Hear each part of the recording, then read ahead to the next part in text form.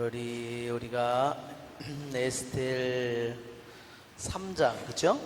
지난번에 모르드카이 하나만 해치우는 것으로는 눈에 차지 않았다.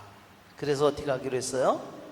유대민족 전체를, 왕국에 있는 유대인들을 모두 몰살하려는 계획을 이 하만이 세웁니다.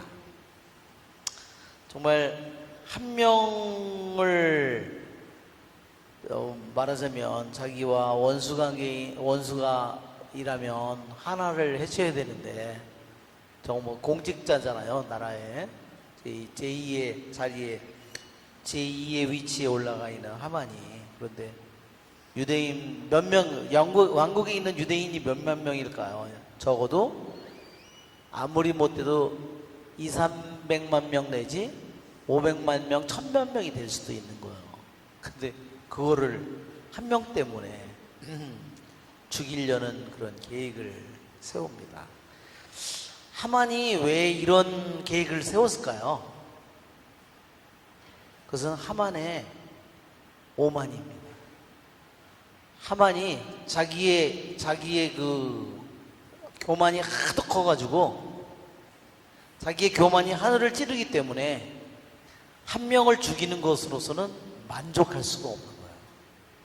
그래서 제가 지난번에 뭐에 대해서 했죠? 메인 글로리 그거를 했죠? 허영에 대해서 했죠? 헛된 영광에 대해서 한 이유가 그겁니다. 메인 글로리,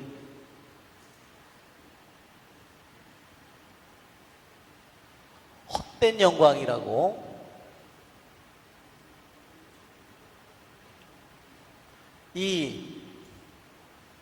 이 헛된 영광은 이것을 그냥 이 헛된 영광은요, 하만에게만 있는 게 아니에요. 모든 특별히 믿는 우리들에게 더 많이 찾아오는 겁니다. 왜냐하면 우리는 헛된 영광을 찾는 게 아니라 무슨 영광을 찾죠? 참된 영광을 찾는 사람들이에요. 우리는 헛된 영광을 찾는 것이 아니라 참된 영광이 뭐예요? 참된 영광은 바로 하느님 말고 참된 영광이 있을 수 없습니다.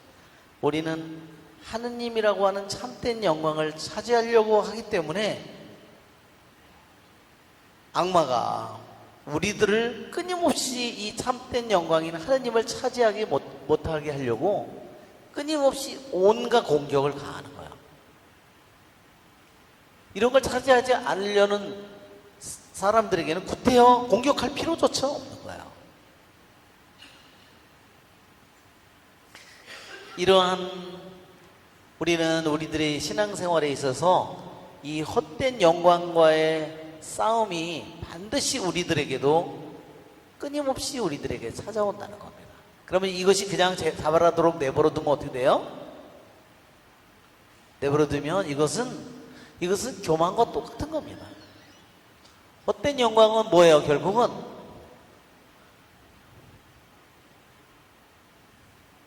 셀프 모십이라고 그랬어요. 자기를 숭배하는 거예요. 결국 목적은 뭐예요? 셀프예요. 셀프. 자기 자신이에요. 자신의 자아를 가는. 누구든지 나를 따르는 사람은, 예수님께서 자기를 버려야 된다고 했는데, 이 길은 뭐예요? 예수님의 말씀은 자기를 버려야 된다고 했는데, 이 길은 뭐냐면 자기를 한없이 높이는 거예요. 말하자면 세례자 요한이 나는 점점 작아져야 되고 그분은 점점 커지셔야 한다고 했는데, 그렇죠? 세례자 요한 자신은 점점 작아지고 그분은 점점 커져야 되는데, 잘못하면 어떻게 해요? 하나님은 점점 작아지고 자기는 한없이 커지는 거야. 이게 정반대의 길로 갈 수 있는 겁니다. 이 하만이, 그렇죠? 정말 이 페르시아 제국이 얼마나 거대한 제국인지, 인도서부터, 즉 인류의 두 개의 문명지인 메소포타미아와 이집트까지도, 인도 유역까지도 다 다스린 어마어마한 제국이에요.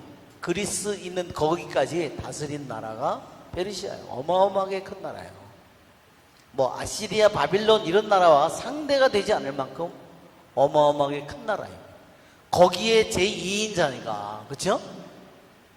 얼마나 이 하만의 오만이, 교만이 큰지를 우리에게 보여주는 겁니다. 그래서 하만은 자기가 한 사람인 이 모르도카이에게 당한 치욕이 한 사람을 죽이는 것으로 만족할 수 없는 거예요. 자기의 교만 때문에. 그래서 그 헛된 영광과 교만으로 가득 찬 오만한 이 하만이 유대인 전체를 다 말살시켜야만 만족을 하는 겁니다. 그래야지 사람들이 정말 대단하십니다 이런 소리를 그가 듣기를 원하는 거죠. 무슨 소리인지 아시겠죠? 이것이 바로 하만의 오만입니다.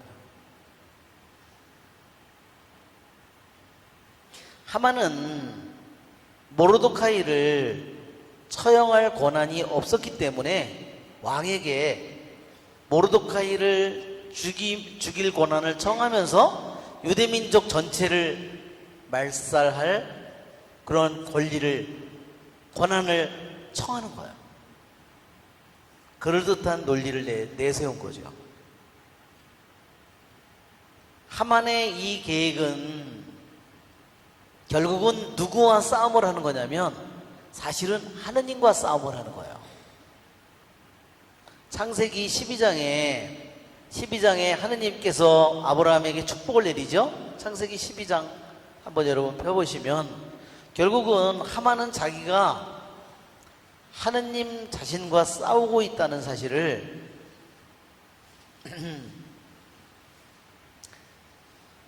3절, 1절 아브라함이 부르심을 받는 내 고향과 친족 아버지의 집을 떠나 내가 너에게 보여줄 땅으로 가거라. 12장 1절이죠. 나는 너를 큰 민족이 되게 하고 너에게 복을 내리며 너의 이름을 떨치게 하겠다. 그래야 너는 복이 될 것이다. 너에게 축복하는 이들에게는 내가 복을 내리고 너를 저주하는 자에게는 내가 저주를 내리겠다. 이게 결국은 아브라함과 아브라함의 후손을 축복하는 자들에게는 복을 내리겠지만 아브라함과 아브라함의 후손을 저주하는 자에게 내가 저주를 내리겠다고 하는 이 말씀을 정면으로 그가 거슬러서 뭐를 하는 거죠? 아브라함의 후손들을 완전히 없애버리겠다고 하는 겁니다. 자, 한번 우리들이 생각해 보면 이거는 그냥 개인적인 원한이라고도 생각할 수 있는데요. 이것은 분명히 사탄이에요. 왜냐하면 귀양간 유대인을 말살하면 뭐가 되는 거죠? 결국은요, 메시아가 태어나지 않도록 하는 겁니다. 그 역할의 대리자가 누구예요? 하만이에요.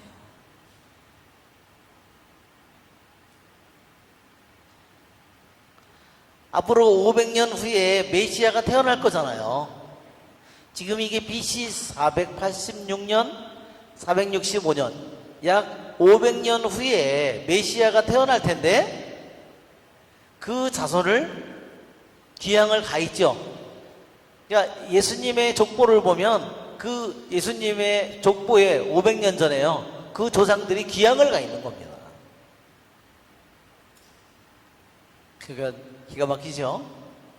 하만이 사탄의 일을 말하자면 모든 이제 장차올 메시아를 완전히 죽여서 메시아가 오지 않도록 만드는 역할을 맡은 거예요.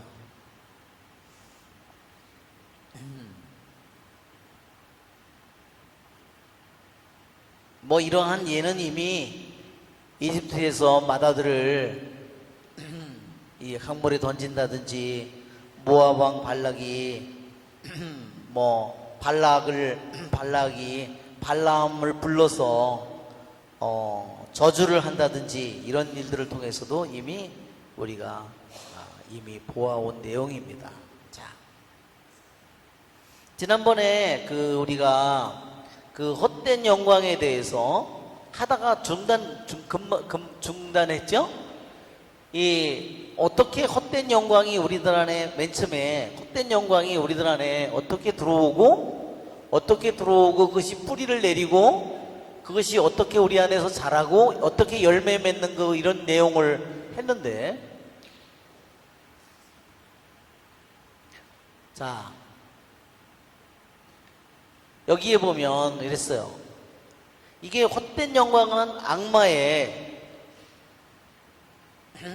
칠제종을 보면 사탄의 작전 중에 사탄이 7가지 죄의 칠제종으로 사탄이 말하자면 인간을 지배하는 7가지의 뿌리예요. 자, 사탄의 올가미이고 사탄의 도구죠. 자, 한번 보면 여기에 보면 우리가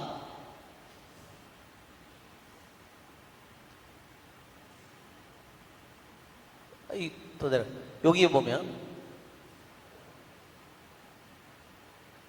들어왔다 안 들어왔다 그래.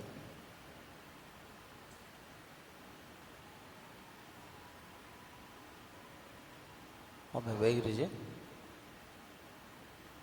이 약이 없어서 그런가? 여기에 우리가 이 헛된 영광이라고 하는 이 정념에 굴복한 표시, 헛된 영광이라는 것에 내가 이제 거기에 굴복해서 내가 헛된 영광에 지배를 당하고 있는 표시가 뭐냐 이거예요. 헛된 영광에 굴복한 헛된 영광이라고 하는 정념에 내가 지배를 당하고 있는, 그래서 이 헛된 영광이라고 하는 이 악마에 내가 지배를 당하고 압도되어 있는 표시는 뭐냐? 사인이 뭐냐? 사인이 이 헛된 영광이라고 하는 이 악마에게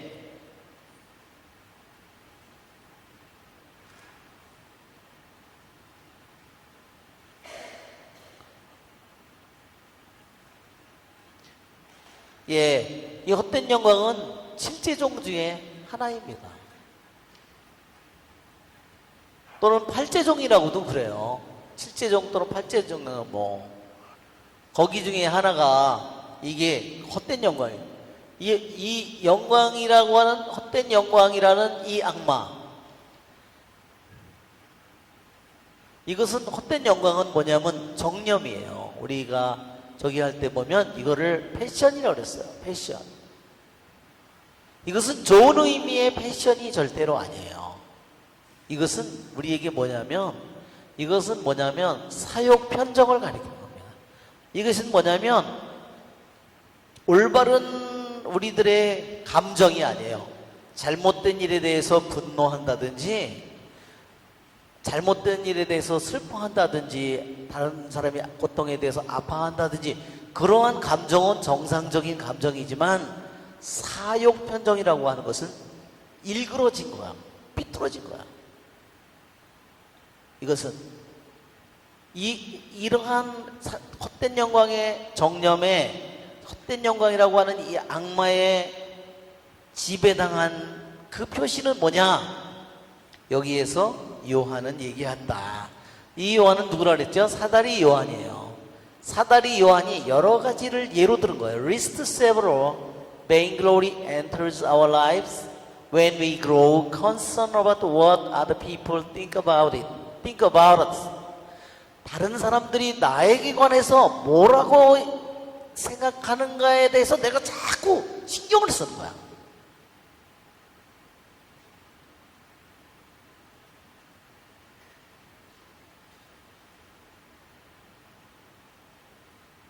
무슨 소리인지 아시겠죠? 예.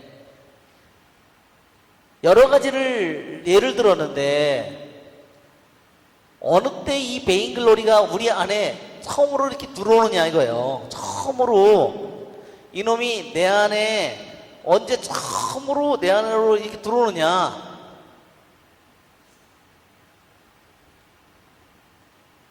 점점 나에 대해서 다른 사람들이 어떻게 생각하는가? What other people think about us? 다른 사람들이 나에 관해서 뭐라고 얘기하는가에 대해서 점점 내가 신경을 써. 아무것도 아닌데, 그죠? 그럴 때 이놈이 내 안에 이미 들어오는 거죠. 점점 내가 거기다 신경을 쓰니까. 내가 거기에 대해서 점점 예민해. 야, 이렇게. 그러니까, 예? 그럴 때 이놈이 우리들 안에 헛된 영광이라고 하는 놈이 그게 결국은 뭐예요? 이 안에 건드리는 건 뭘까요? 나예요, 나. 셀프예요. 뭐 때문에 신경을 써? 나에 대한 사람들의 평판 때문에 신경을 쓰는 거야. 진짜 나는 아무 상관도 없어. 다른 사람들이 나에 대해서 생각하는 나에 관한 어떤 것이지 진짜 나는 아니라는 거죠. 그렇죠? 진짜 나는 아니에요. 그것이 처음에 들어오는 표시예요. 두 번째, 언제 뿌리를 내리느냐? Put down its roots in our hearts when we begin to worry. 그리고 다른 사람들이 알아주지 않는 것에 대해서 내가 걱정하기 시작할 때, 내가 이렇게 열심히 했는데 나를 안 알아줘. 그것에 대해서 내가 걱정을 해. 속상해하고. 그리고 남들이 인정해 줄 때 그걸 기뻐해. 그럴 때 점점 내 안에 들어와서 뭐를 해요? 뿌리를 내린다는 거야, 내 안에 들어와서. 그 다음에, 그러니까 남들이 인정을 해주고, 인정해 줄 때는 기뻐하다가, 남이 내가 한 걸 몰라주면 어떻게 해요? 너무너무 속상해하고 거기에 대해서 너무 걱정을 많이 하는 거야. 그럴 때 내 안에 점점 뿌리를 깊이 내리고 있다는 거예요. 처음에 씨앗처럼 이것이 들어왔다가, 이게 악마가 뿌리는 가시덤불 같은 이게 내 안에 들어왔다가 점점 이게 싹이 터서 이제 자라나는 거죠. 세 번째는 뭐라 했냐면, 이 capture our hearts 언제냐? 남들이 그들이 나에 대해서 칭찬하는 말을 내가 혼자서 맨날 그것을 상상하면서, 그래, 그 사람이 나한테 그런 칭찬했잖아. 그 말만을 맨날 혼자 즐기고 있어. 그럴 때 어떻게 해요? 내가 이제 내 마음이 거기에 뺏긴 거야. Capture our hearts. 네 번째는 it takes over our heart. 내 마음을 완전히 차지했다. 언제? 이제는 나에게 기쁨을 가져오는 그 이유 때문에, 다른 사람들이 칭찬을 하는 것을 칭찬을 받으려고 내가 이제 일을 하기 시작했어. 어떤 봉사니 뭐니 남들이 나를 칭찬해 주는 것 때문에 하는 거야. 뭐 때문에 하는 거예요? 칭찬해 주는 결국 뭐예요? 자기가 칭찬 받는 것 때문에 하는 거예요. 남이 안 알아주면 어떻게 될까요? 그러면 이제 큰일 나는 거야. 이제 뒤집어지는 거야. 남보다 다른 사람을 더 칭찬해주면 어떻게 해? 여러분 저기 봤어요? 닭이 뒤집어지는 거 봤어요? 눈을 이렇게 된 거예요. 그러면 어떻게 해요? 완전히 그때 우리 마음을 완전히 전체를 다 내 자신을 takes over 한 거야. 나를 완전히 이제 넘겨받은 겁니다. 자, 이런 얘기를 들어보면, 우리들의 하루의 생활 속에서 내가 나의 공동체 안에서, 내가 뭐 같은 레지오라든지 이런 단체 안에서 이런 일들이 생길 때, 이것이 내 삶 속에도 이것이 내 가족이라든지 내 동창이라든지 친구라든지 주위에 이런 관계 속에서 이런 일들이 나에게도 오고 있는 거를 여러분이 느낄 거예요. 그렇죠? 자, 그러니까 우리들의 평범한 삶 속에서 이러는 거야. How can we conquer vainglory. 어떻게 그러면 우리가 이것을 극복할 수 있느냐? 이 헛된 영광을 어떻게 정복할 수 있는가? 정복할 수 있는 방법은 뭐냐?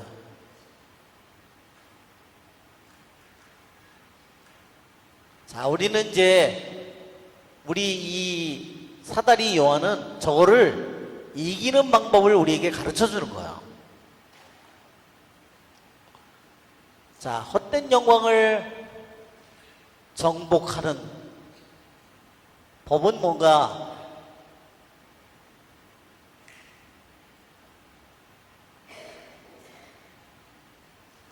첫째로 첫 번째 단계는 뭐냐면, 헛된 영광을 극복하는 것은 내가 남들이 나에 대해서 알아주든 뭐든 나를 얘기할 때 내가 침묵하는 것입니다.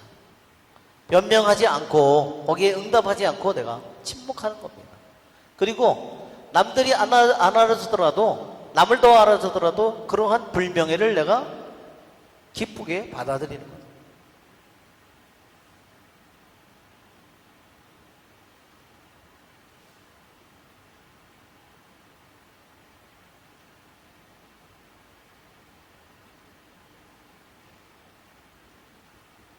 자, 두 번째 단계는, 첫째 단계, 둘째 단계, 셋째 단계를 얘기했어요. 첫째 단계는 남들이 알아주지 않더라도 침묵하고 대응하지 않고, 그 다음에 어떻게 해요? 불명예를 기쁘게 받아들이는 거예요. 불명예를 하느님이 주신 영광으로 생각하고 그것을 받아들이는 겁니다. 두 번째 단계는 뭐라고 그랬어요? It steps to check every act of vainglory. 아직 생각 속에 있을 때, 헛된 영광이라고 하는 것이, 헛된 영광이라고 하는 뭐예요? 헛된 영광에 대한 생각이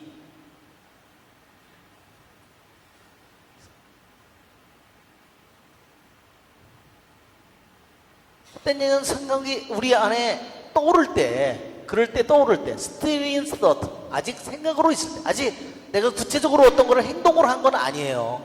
생각으로 그런 생각이 들어왔을 때 헛된 영광이라고 하는 모든 행동, 그것을 내가 면밀히 체크하는 거야. 조사해 보는 것이다. 그러니까 뭐예요? 너 나한테 이런 마음을, 헛된 영광을 불어넣으려고 너 나한테 이런 생각을 지금 불어넣고 있구나. 뭐죠? 어떻게 하죠? 악마가 불화살을 쏘듯이요. 확 불화살을 쏘면 어떻게 해요? 불이 일어나겠죠? 야, 걔가 다른 사람들이 그러는데 너보다 더 잘한다는데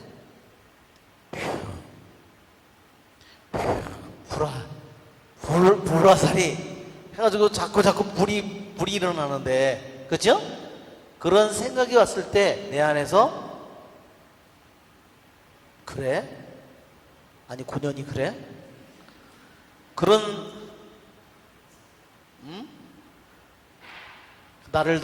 내가 내 자신을 더 변명해야 되나? 이런 생각들이 내 안에 막 들어올 때 그런 것들을 내 자신이 잘 체크해 봐야 된다는 거예요. 그런 생각들을 그런 것들이 내 안에 자꾸 이런 내가 생각이 내 안에 자꾸 이렇게 막 불화살을 쏘는 이거를, 이렇게 점점 나에게 이거를 자꾸 집어넣고 있구나. 이런 바람을 집어넣고 있구나. 나쁜 헛된 영광이라고 하는 이 바람을 자꾸 나한테 집어넣고 있구나. 그런 생각을 내가 체크할 줄 알아야 된다. 무슨 생각인지 아시겠죠? 그러니까 이것은 아직 생각 속에 있을 때,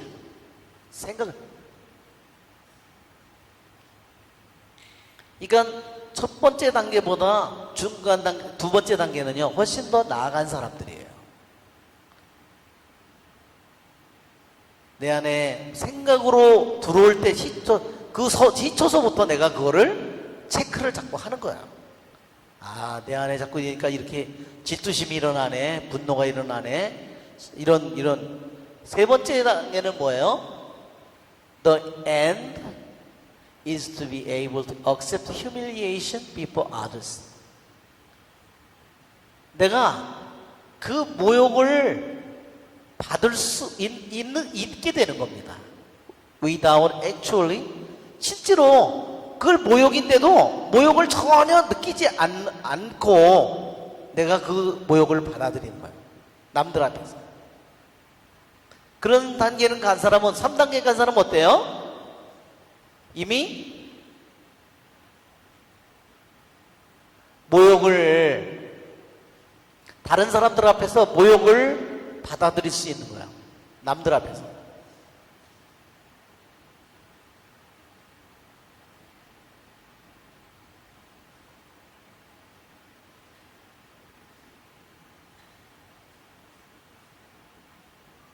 그 모욕이라는 것을 느끼지 않고도, 그러니까 모욕인데도 모욕이 이제는 더 이상 모욕이 아니야, 자기에게는. 그러니까 얼마나 이 사람은 벌써, 그러니까 악마가 이 사람을 모욕해봤자 어떻게 될까요? 이런 사람, 이렇게 겸손된 영혼한테는 모욕을 해봤자 뭐가 될까? 자기만 괴로워, 악마만.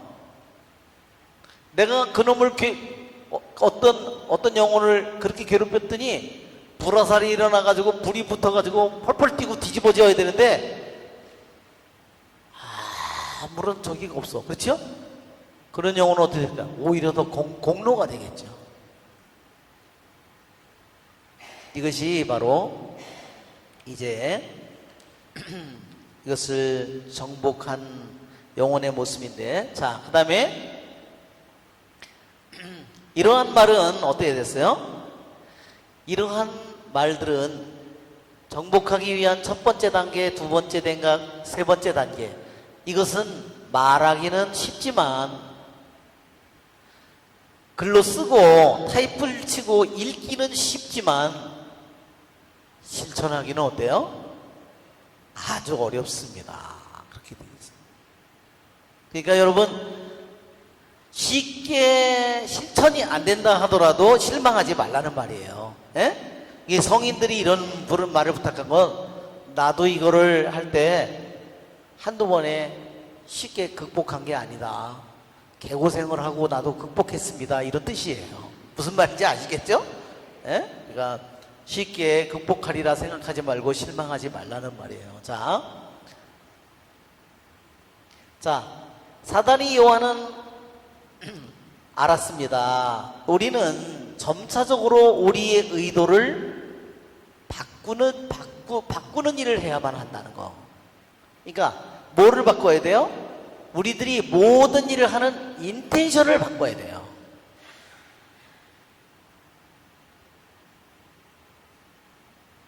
모든 인간의 모든 행동 속에는 뭐가 있냐면요, 모든 인간의 행동 속에는 인텐션이 있어요. 자, 인텐션은 뭐냐면요, 이거를 우리들이 말할 때 이거를 지향이라고 그래요. 지향이라는 말로 쓰면은 좀 어려울, 미사도 지향이 있죠? 그거 말하는 겁니다. 이것은 다른 말로 의도예요. 의도. 내가 미사를 봉헌하는데 왜 봉헌하는가? 미사 예물을 바쳤는데, 내 묵주기도를 바쳤는데 왜 묵주기도를 거기에 분명히 속의 뜻이 담겨 있다는 거야. 어떤지. 어떤 겉에 있는 행동도 물론 중요하지만 겉에 있는 행동과 함께, 겉으로 하는 행동과 함께 속에 있는 이 지향과 의도가 아주 중요하다는 겁니다. 자, 그의 충고는, 사다리 요한의 충고는 아주 실제적입니다.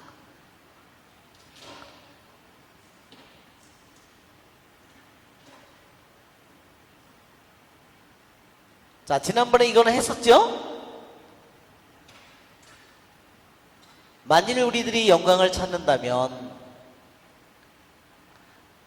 단 한 번이라도 영광을 찾는다면, 우리의 하루 생활 중에 내가 그것을 찾지도 않았는데 갑자기 불청객처럼 갑자기 내 삶 속에, 생각 속에 갑자기 탁 튀어나오는 거예요. 또 그렇게 한다거나 혹은 내가 어떠한 행동을 계획한다면 뭐 때문에? 헛된 영광 때문에 내가 어떤 걸, 그러니까 어떤 경우에는 내가 의도하지 않은 경우도 있지만 어떤 경우에는 내가 헛된 영광 때문에 그런 행동을 내가 하려고 하는 거예요. 그럴 때 어떻게 해야 되냐? 또 실제적인 충고를 준 겁니다. 여기에 보면 정복하는 법과 함께 여기에 또를 뭐냐면 여기에 보면 그가 이것을 잘 정복하는 법을 충고로 준 거예요. 그것은 뭐냐면 우리는 뭐를 스포해야 되느냐?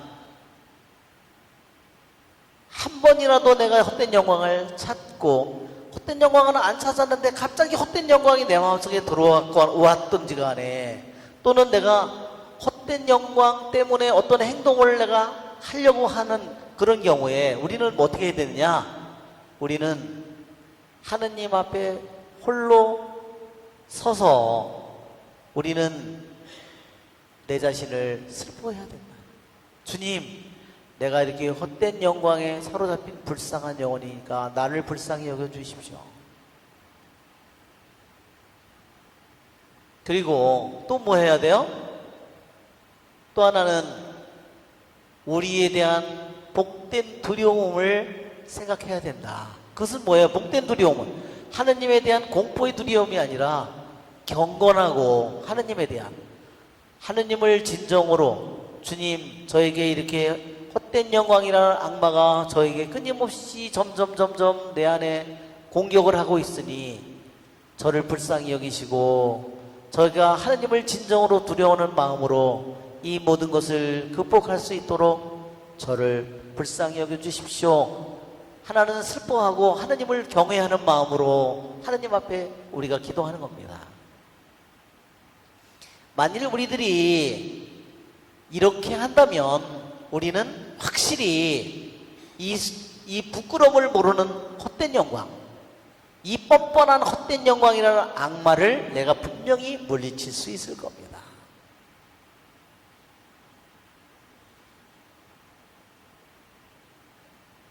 즉 우리의 이 바람이, 진정한 기도에 대한 우리의 바람이 진실하다면 이 헛된 영광을 우리는 분명히 물리칠 수 있을 겁니다. 아마도 이것이 아직도 불충분할지도 모릅니다. 불충분한 경우라면 우리는 아직도 이렇게 내가 내 자신의 헛된 영광이라는 악마가 나를 계속해서 공격을 당하고 있는 내 비참한 영혼을, 거기에 내가 마음이 끌려다니는 이 초라한 내 영혼을 슬퍼하고 하느님을 두려워하는 마음으로 기도하는 것, 그것도 충분하지 못하다면 우리는 뭐를 우리가 죽어야만 한다는 사실을 기억하십시오. 우리가 사말 묵상이라고 그러죠? 항상 내가 어떤 유혹을 잘 견디기 힘들면 항상 네 가지 끝을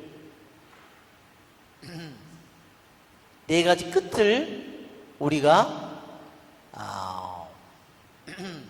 사말 묵상이라고 그걸 얘기했어요. 사말은 네 가지 끝을 얘기합니다. 뭐죠 사말이? 사말이 뭐예요? 사말이 네 가지 끝은, 인간의 네 가지 끝은 뭐냐면요, 죽음, 심판, 천국, 지옥. 이게 네 끝이에요.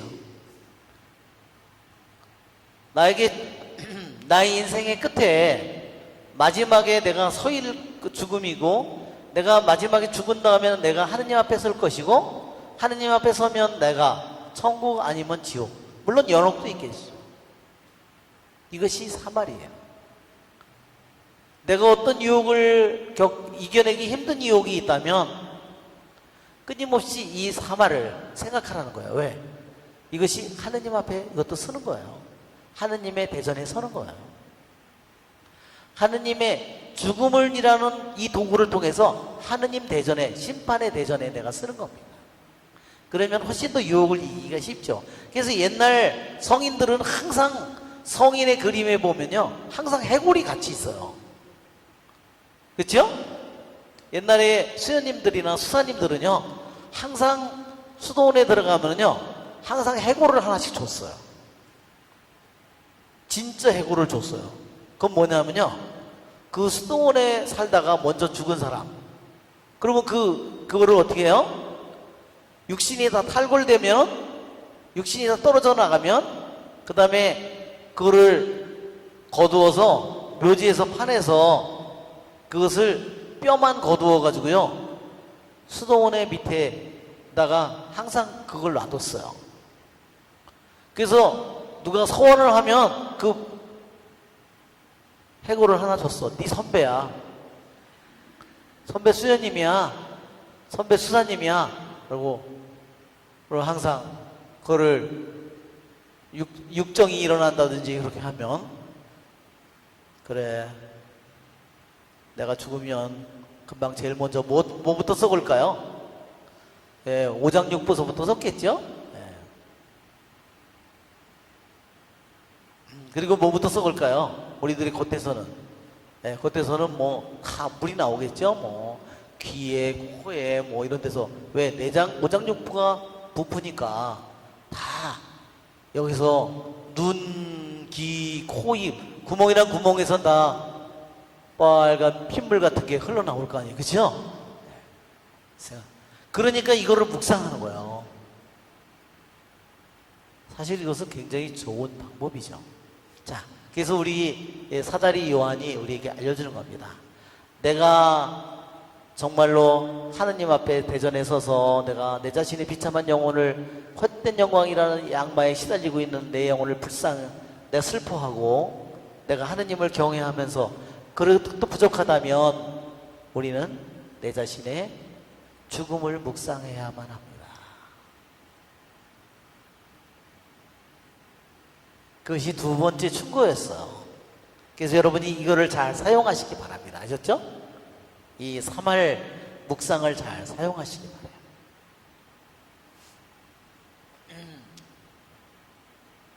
만약에 이것도 불충분하다면, should this source prove ineffective, let us at least go in fear of the shame, always come after honor. 그 다음에 이것도 아직 부족하다면요, 뭘 하냐면, 항상 명예 뒤에 뭐가 올까? 실제 내 모습보다 더 많이 올라갔으면 언젠가는 반드시 내가, 여러분 대통령 자리에 올라가는 순간은 아주 짧은 영광이 되지만 내려올 때는 아주 개고생을 합니다. 그렇죠? 감옥에 가서 다 저기를 바치대요. 그러니까 아주 한국의 역대 대통령들 다. 이것이 바로 그거예요. 반드시 우리는 내가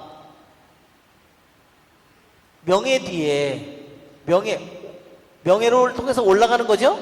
그 다음에 뭐가 와요? 반드시 수치가 나에게 올 것이라는 것을 두려워하라는 겁니다. 자기를 높인 사람은 확실히 자기를 높이는 영혼은 분명히 낮아질 것이고, 여기에서 낮아질 뿐만 아니라 거기에서 낮아질 뿐만 아니라 여기에서도 낮아질 겁니다. 거기는 하늘나라를 가리킵니다.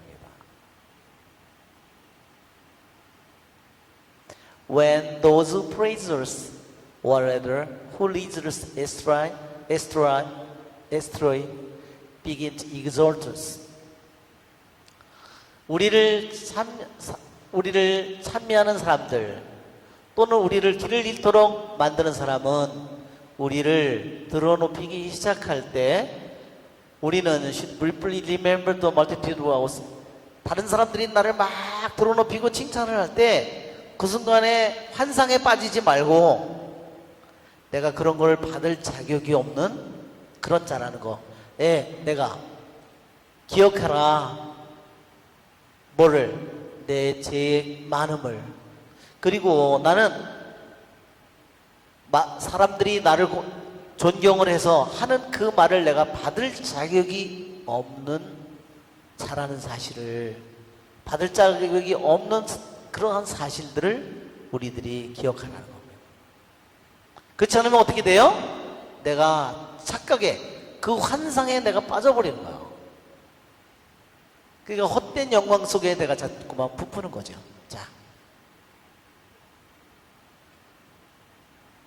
자, it is very interesting. Saint John insists the battle against pride is either won or lost here.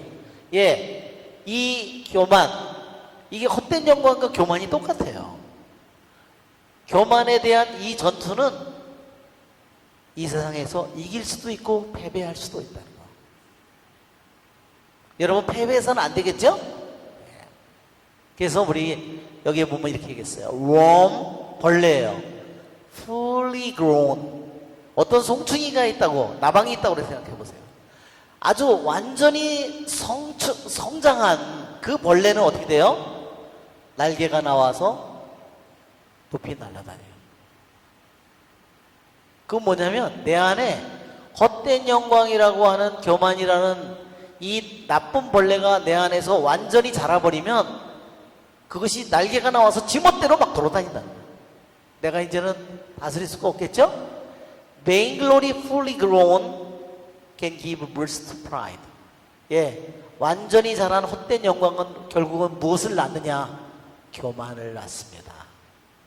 Which is the beginning and the end of all evil. 그것은 모든 악의 시작이고 모든 악의 종말입니다. 모든 악의 시작이고 모든 악의 끝이라는 거예요. 이건 최악이라는 말입니다. What a valuable insight for the spiritual life.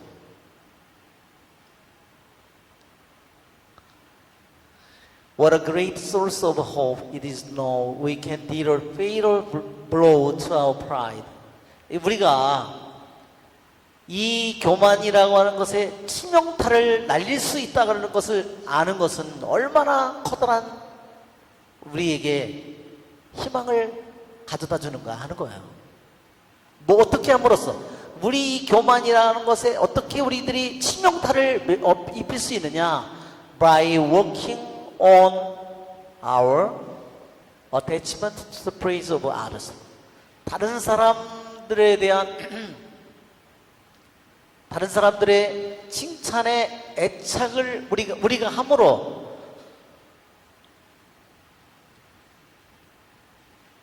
내가 다른 사람들이 칭찬하는 것에 애착을 하는 것에 대해서 내가 어떤 일을 함으로써 말하자면 그러한 것에 대해서 내가 완전히 그것을 직시하고 그런 것을 무시하고 그럼으로써 우리가 이 교만에 그런 것들이 처음에 나한테 들어오는 것을 내가 알고 내가 거기에 대해서 치명타를 날리는 거죠.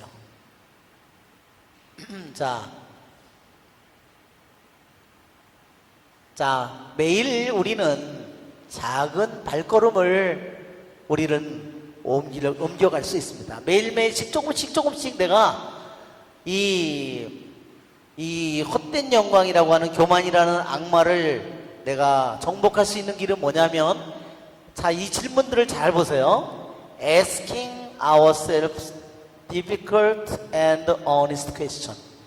내 자신에게요, 질문하는 겁니다. 내 자신에게 비록 어렵지만 정직한 질문을 내가 하는 거예요. 내 자신에게. 그러면 내가 매일매일 헛된 영광이나 교만이라는 이 악마의 올가미에 내가 걸렸는지 안 걸렸는지 내 자신을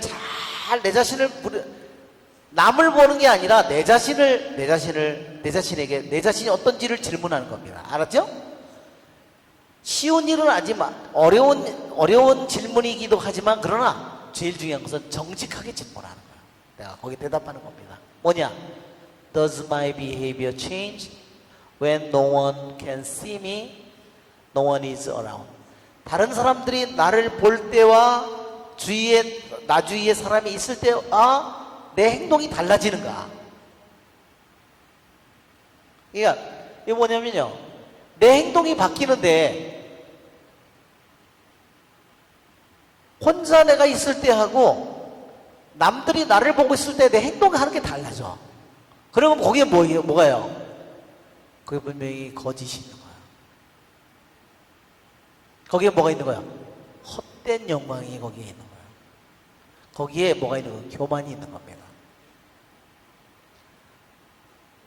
어떤 사람도 나를 보지 않았을 때 내 혼자 행동이 달라지는가? 또는 아무도 나에게 주위에 없을 때 내 행동이 변하는가? 그걸 잘 내가 내 자신을 질문을 해야 되는 거야. 남들이 있거나 없거나 주위에 있거나 없거나 내 마음 자세가 마음의 저기가 별다른 차이가 없다면 내가 헛된 영광이라는 것에 내가 신경을 안 쓰고 있는 거죠. 또 뭐냐면 Do I find myself telling others about all my spiritual effort and blessings? 내가 다른 사람들에게 내 영적인 노력과 축복에 대해서 다른 사람들에게 내 자신이 자주 말하는 거를 말하는가를 내가 찾아내는 겁니다. 내가 뭐 나눔을 하거나 이런 걸 할 때는 물론 당연히 내가 그런 걸 해야 되지만 그런 게 아닌데 그런 자리도 아닌데 자꾸만 내 자신의 영적인 그런 노력이나 축복에 대해서 자꾸 다른 사람들에게 자꾸만 얘기한다는 겁니다. 또한 뭐가 있냐면 Do I find myself replaying what others have said? 다른 사람들이 나에 대해서 말한 것을 자주 내가 레코드를 돌리듯이 자꾸 얘기하는 거예요. 그건 뭐예요? 결국은 그 안에 있는 건 뭐예요? 셀프죠? 자기 자신이죠? 예, 다른 사람들이 나에 말한 거, 내가 그들에게 말한 것에 대해서 자주자주 내가 다시 계속해서 리플레이를 하는 거야. 그런 것이 있는가? 또 Do I act and talk as if I have experiential knowledge of spiritual truth? I have only to.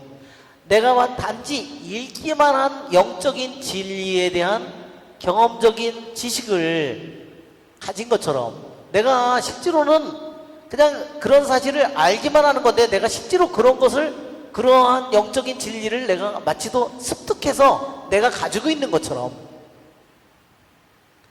내가 그냥 든지 알고 있는 거하고 내가 실제로 그런 것을 습득해서 그것이 내 자신이 된 건 다르죠? 네.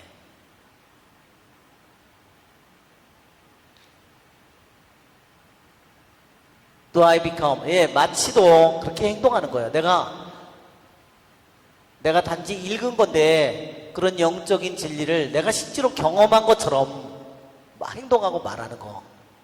Do I become discouraged and quit? No one noticed what I do. 내가 하는 것을 남들이 아무도 보아주거나 알아주지 않았을 때 내가 실망하는 거예요. 실망하지 않아요.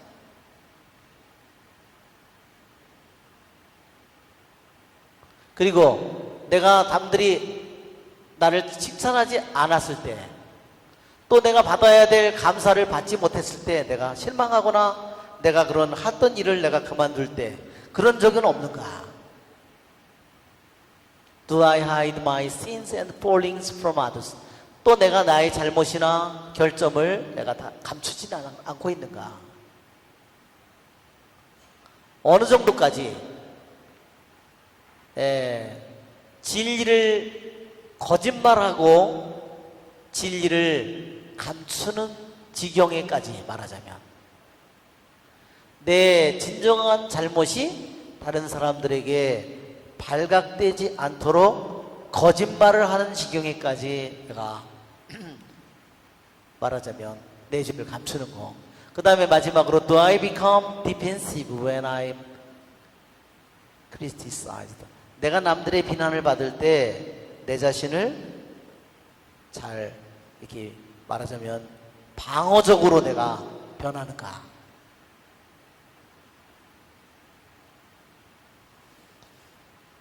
Do I feel the need always make sure that everyone knows what I did?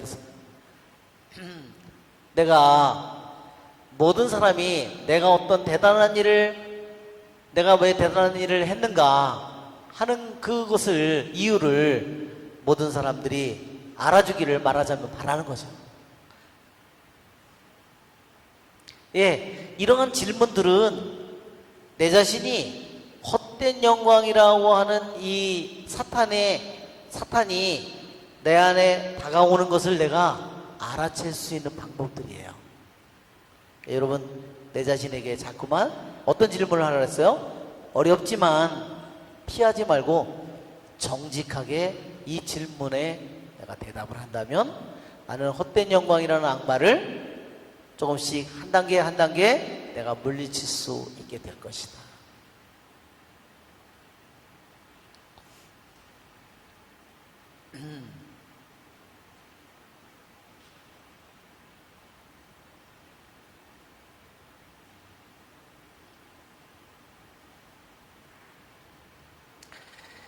자,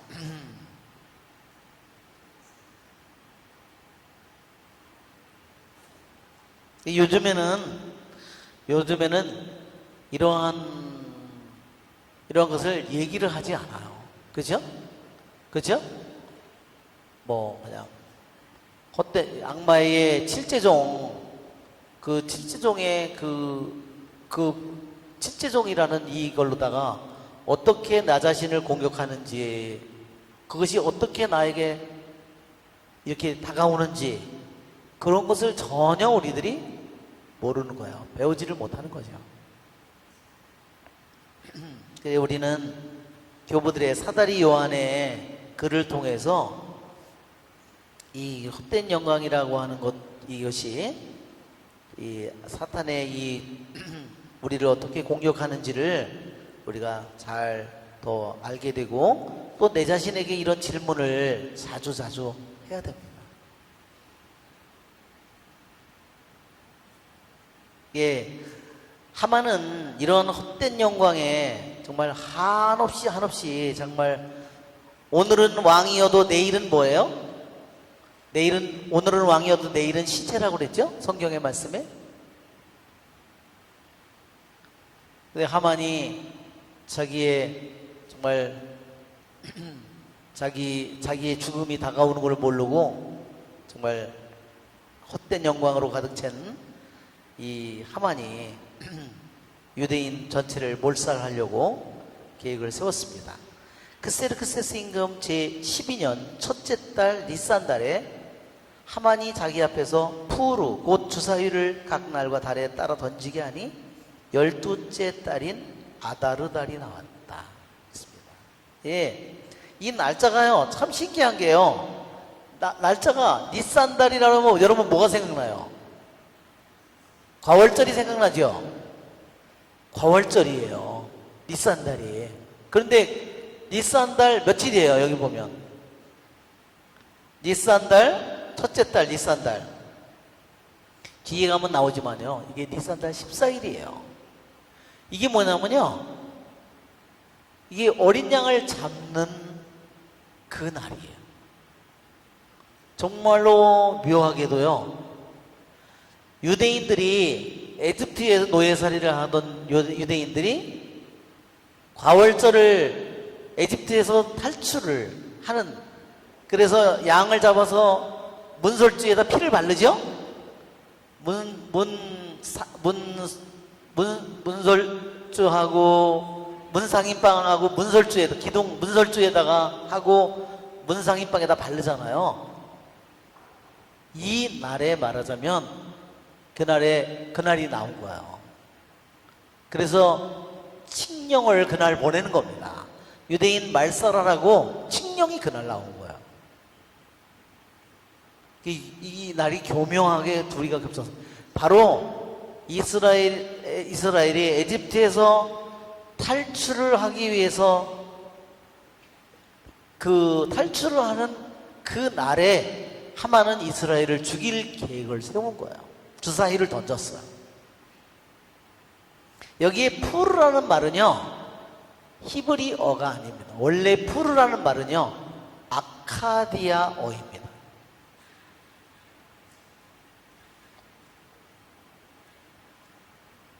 이게 예, 여기 지금 달력, 유대인 달력에 과월절 있죠? 니산달. 그 다음에 6개월 뒤에 티시리달 나오는데, 이 니산달 14일에 말하자면 유대인을 죽이라는, 말하자면 공문을, 칙령을 내보내는 거예요. 그날 유대인들이 해방되는 날인데, 말하자면 교묘하게도 이 날이 아주 똑같이 겹칩니다. 자, 우리 11시 30분이 돼가지고 우리 잠시 쉬었다가 오늘 헛된 영광이 만만. 자, 첫째 달 니산달, 하만이 푸르, 그 주사위를 던졌다. 근데 이 푸르라는 말이 히브리어가 아니라고 그랬죠? 어디 나라 말이라고요? 훨씬 고대어입니다. 아카디아어입니다. 아카디아가 어디냐면요, 지금 여기 날짜를 던졌죠? 이 연도표를 보면 혹시나 연도표에, 여기 아니고 사장에 한번 보세요. 사장에 보면요, 아카디아 문명이요, 아시리아보다 더 이전의 문명이요, 아카디아의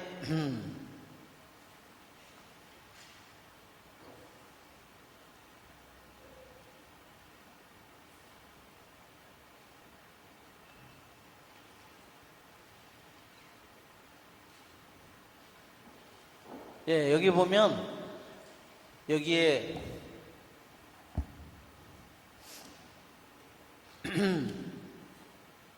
프로토 디나스틱, 그리고 이게 그건 맞는데 이게 왜 여기에 보면 아모리 왕국이 있고 수메리아 르네상스가 있고 여기 있는데, 여기에 보면요 BC 2300년에 아카디아 문명이 있어요.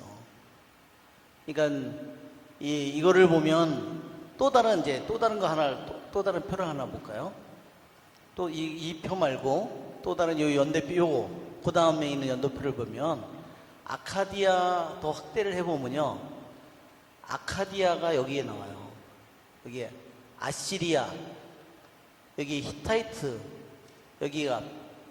여기 보면 메도 페르시아가 여기거든요. 이게 아시리아 이때의 언어가요, 말하자면 아카디아. 그러니까 이 푸르라는 말은 이스라엘 말이 아니라 아시리아의 훨씬 더 고대 어인데, 이 푸르라는 말은 원래 단수입니다. 그런데 이거를 푸림이라고, 이스라엘 사람들은 이거를 푸림이라고 그래서 히브리 말로 복수화 만드는 거예요. 그러니까 아카디아어를 히브리와 복수화하면서 푸림이라고 만드는 거예요.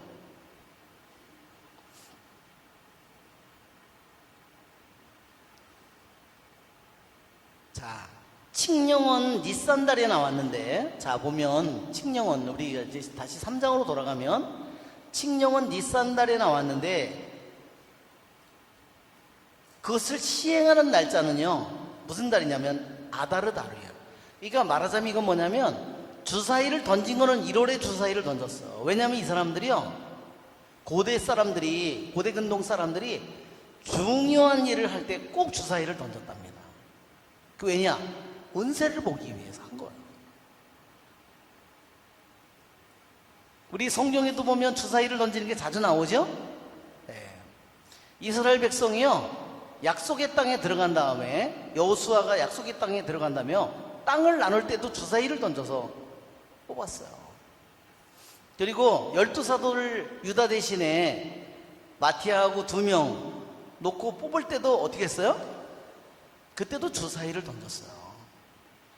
물론 그 다음부터는 성령께 맡기고 그 다음에는 주사위를 던지는 게 없어졌지만, 이 주사위를 던지는 게 그 당시에 아주 그 사람들의 아주 관행이었습니다. 자, 달력을 보면요, 어떻게 되어 있냐면 이 달력이 제가 이번에 이거를 공부하면서 더 새로운 사실을 알게 됐는데,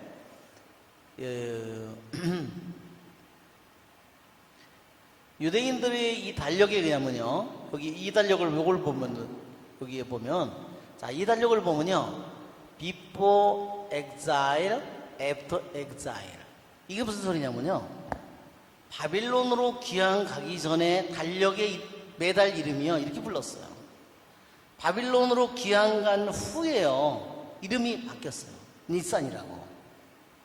그러니까 우리가 탈출기에서 니산이란 과월절을 이 달을 한 해의 첫 달로 삼으라, 히브리 말로는요 니산이라고 안 돼 있어요.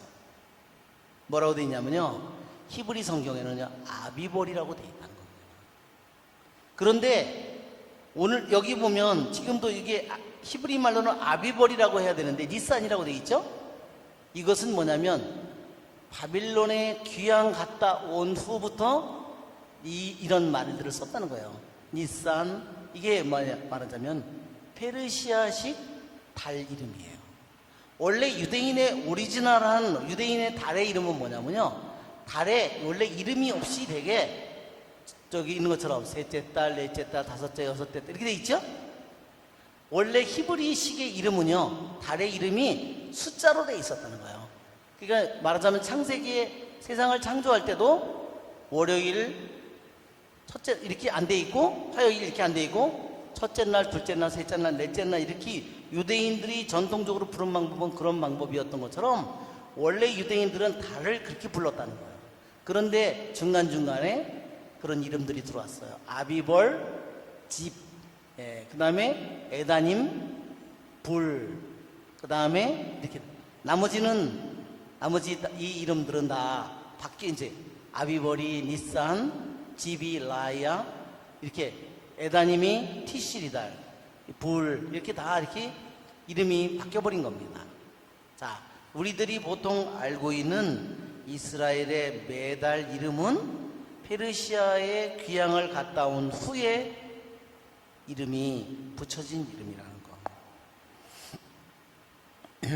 그러니까 여기 보면 1월 달에 주사위를 던진 거예요.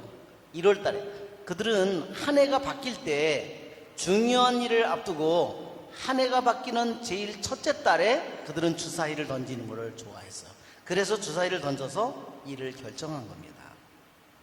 그런데 이 니산 달에 주사위를 던졌는데 나온 날짜는 언제냐면, 시행하라고 나온 날짜는 아다르 달이에요.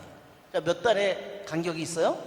아직 11월 달 동안 준비할 수 있는 시간이 있게 된 겁니다.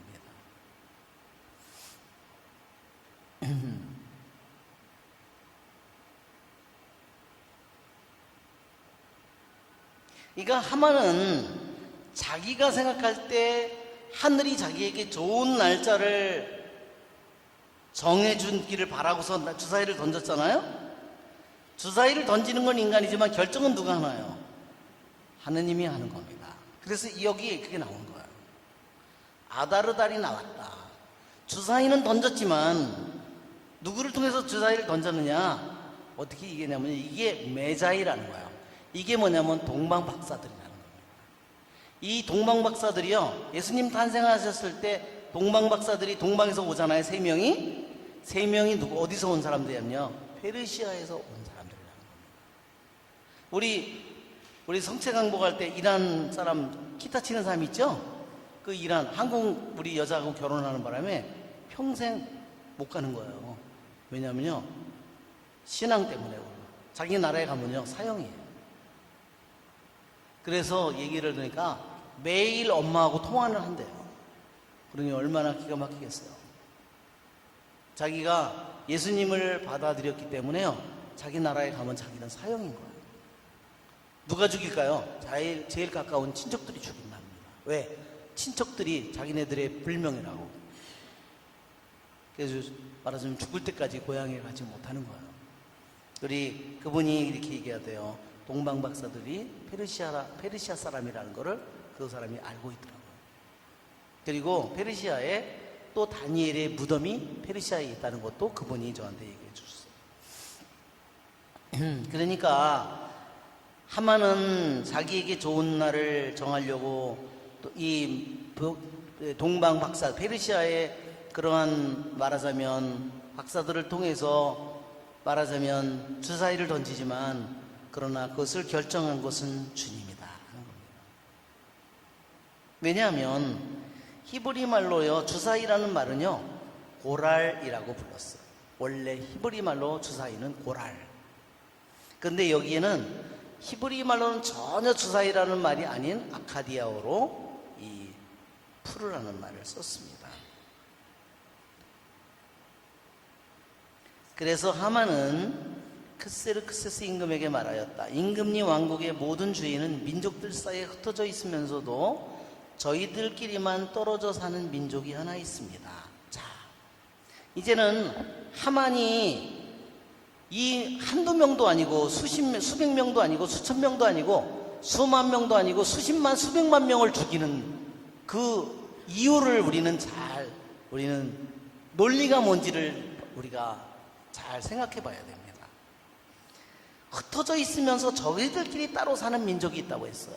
이것은 왜냐하면 이것은 이스라엘 백성이 이스라엘이 하느님과의 계약을 깨뜨리면서 하느님이 얼굴을 숨겼고 그래서 그들은 귀향을 아시리아로 북이스라엘은 귀향을 갔고 남유다는 바빌론으로 귀향을 갔어요.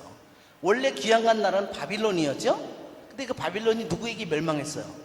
페르시아에게 멸망했어요.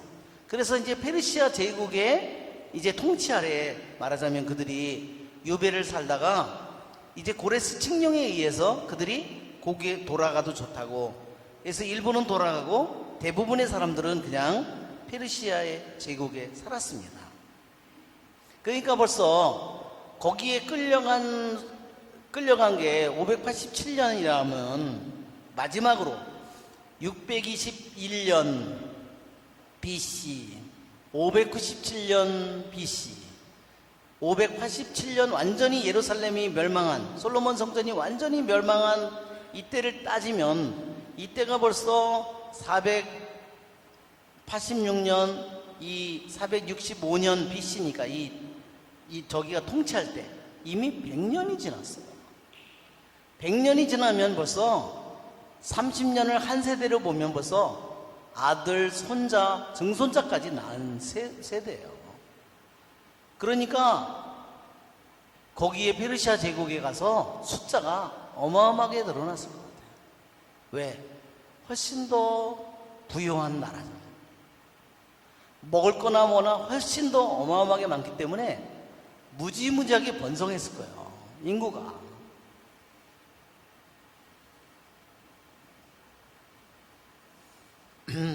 그래서 유다 백성이 이 페르시아 제국에 주로 바빌론 지역으로 말하자면 메소포타미아 유역으로 갔지만 그들이 또 거기서 이사를 했기 때문에 그들이 여러 지방에 흩어져 살고 있는 것은 사실이에요. 그들의 법은 다른 민족들의 법과는 다를 뿐만 아니라 임금님의 법마저도 그들은 지키지 않습니다. 이것은 다 사실이 아니에요. 왜냐하면 만약에 임금의 법을 다 한 사람 여기 하만에게 절을 하라는 거에 절을 하지 않은 사람은 모르도카이 한 명이지 유대인이 다른 사람들도 절을 하지 않았을까요? 당연히 절을 했겠죠. 이게 인간에게 통치자에게 절을 하는 것은요 이 사람들의 관습이에요. 이것은 절대로 우상숭배가 아닙니다. 왜냐하면 아브라함도 자기가 약속의 땅에 가서 가뭄이 드니까 어떻게 해요? 피해가죠? 옆에 조그마한 왕국으로 그 왕국의 왕에게 가서 어떻게 해요? 머리를 조아려. 에집트에 가서 파라오에게 조아려. 왕이라든지 귀족이라에게 머리를 조아리는 것은, 머리를 굽히고 절하는 것은 절대로 우상숭배가 아니에요. 그것은 근동지방의 완전한 관행이에요. 그런데 다니엘은 왜 절을 하지 않았나요? 다니엘은요, 임금이나 귀족에게 절을 하지 않은 게 아니라요, 황금 신상에 절을 하지 않은 거지, 임금이나 귀족들에게 절을 하지 않은 것이 결코 아닙니다. 여기에 임금의 법마저도 지키지 않는다. 여기에 말하자면 임금의 법을 지키는 페르시아의 통치가 성공했던 이유는 그렇게 어마어마한 민족과 어마어마한 나라와 어마어마한 지방을 통치를 하는데 어떻게 그렇게 잘 통치를 그들이 할 수 있었느냐 하면요, 관용 정책 때문에 그런 거예요. 페르시아는. 즉 뭐냐면 페르시아의 황제가 요구하는 법, 그러니까 그것이 황제법이에요. 황제의 페르시아 법. 이거 좀 다 바꿔야 되겠다. 이게 제국 황제의 이 페르시아의 법, 페르시아의 법, 그것은 뭐냐면요, 세금을 내고, 말하자면 군대에 말하자면 병력을 뽑아가고 이런 것들이에요. 인구세를 내거나 이런 법이에요. 이런 법 말고는요, 각 그 지역별로 그 로컬 지역에 있는 법들은요, 다 지역법대로 존중을 해줬어요. 지역법을.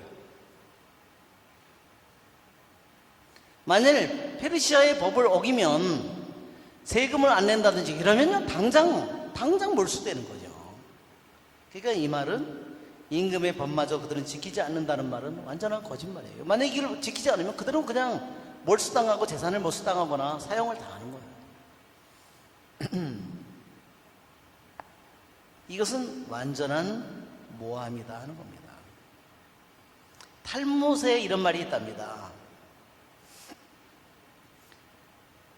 탈무드에 이렇게 얘기했대요. 하만이 왕에게 말하기를, 이스라엘 이놈들은 세금을 내지 않습니다. 왜 안 내냐? 오늘은 안식일이다, 오늘은 과월절이다, 이렇게 얘기를 하면서 세금을 안 낸다는 거, 거짓말을 했다는 겁니다. 그러면서 또 왕에게 말하기를, 파리가 포도주에 빠지면 유대인들은 파리만 건져내고 마신다. 그러나 왕이 포도주에 손을 댔다고 한다면 그들은 땅에다 쏟아버릴 거다. 그러니까 왕이 들으니까 어때? 열이 뻗치지?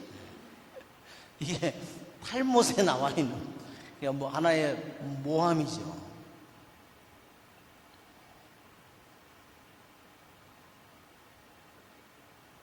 예, 세금을 임금의 법을 무시한다는 이것은 거짓말이에요. 하만 앞에 모르드카이가 절하지 않은 거 하나는 사실이지만 유대인들 전체가 그렇게 했다는 것은 말이 되지 않는 말. 그들을 이대로 내버려 두시는 것은 임금님께 합당치 못합니다. 임금님께서 좋으시다면 그들을 절멸시키라는 글을 내리시기 바랍니다. 그러면 저는 은 1만 탈란트를 달아서 행정관들 손에 넘겨 내탕고에 들여놓겠습니다. 예, 한번 여기 유대인들이 한번 페르시아 왕이 생각해 보더라도 유대인이 몇 명이나 될까? 20만 명, 30만 명, 100만 명? 그러면 이게 자기한테 세금을 내는 사람들인데, 이 사람들 다 죽이면 세금을 누가 낼 거야? 그렇죠? 자기의 수입이 어마어마하게 줄어드는 거예요. 그러니까 하만은 그런 거예요. 그러면 그 재산을 내가 뺏어서 그거를 말하자면 임금님 거기에 저 창고에 집어넣겠다고 그렇게 말을 해서 허락을 받기 위해서 그렇게 얘기를 한 겁니다. 그러자 임금은 인장반지를 손에서 빼어 아각 사람 함다타의 아들 유다인들의 적 하만에게 건네주었다. 인장반지를 건네주는 것은 말하자면 우리나라에 옥새를 넘겨주는 것과 똑같아요. 인장반지는 뭐예요? 그게 고난과 그거를 말하자면 권한을 상징하는 거죠.